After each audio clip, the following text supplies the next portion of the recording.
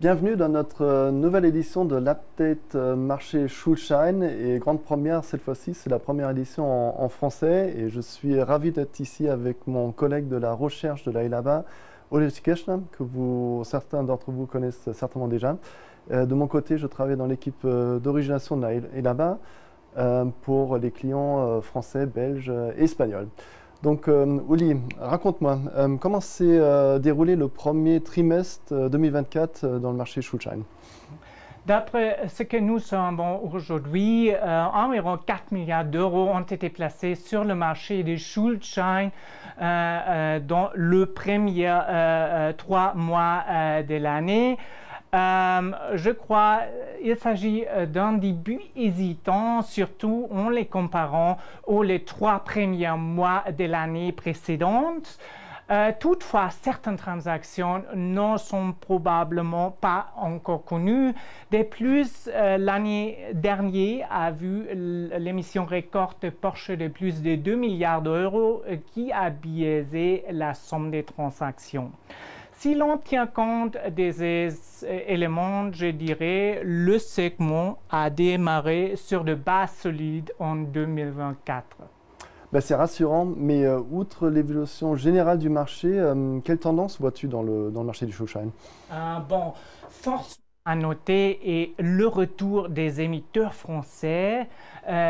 Après avoir été absent pendant la majeure partie de 2023, bien sûr, la raison de cette absence était la restructuration d'Orpea et la réticence des investisseurs à prêter aux entreprises françaises. Mais à mon avis, je dirais maintenant que les entreprises françaises sont de nouveau présentes, le marché à nouveau est entièrement ouvert à d'autres émetteurs non allemands.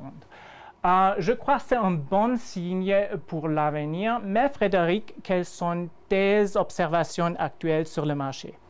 Alors nous, côté opérationnel, origination, on voit que forcément le début de l'année était assez hésitante mais solide.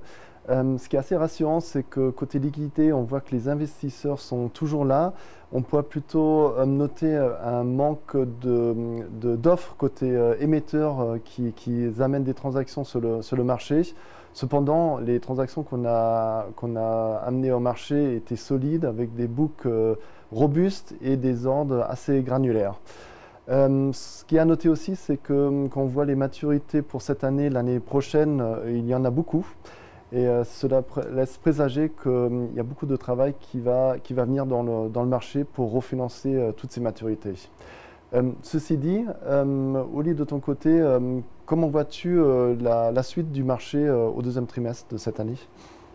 En ce qui concerne le développement général du marché, je pense qu'il est encore un petit peu trop tôt, je dirais. Actuellement, seulement 8 émetteurs sont en phase de marketing. Cependant, je pense que nous continuons à avoir davantage des émetteurs français arriver sur le marché au cours des prochains trimestres. Par ailleurs, je pense qu'il y aura aussi d'autres émetteurs non allemands qui participeront également de manière importante. Donc, je suis plutôt optimiste quant à la dynamique du marché. Mais comme je dis, il est encore trop tôt pour vraiment savoir qu'est-ce qui se passerait. Bon, en tout cas, c'est un début rassurant et ta vision est rassurante pour la suite du marché. En tout cas, merci Oli de nous avoir partagé cette version en français cette fois-ci. Et aussi merci à vous d'avoir regardé cet update de marché. Nous serons ravis de vous revoir pour la prochaine édition.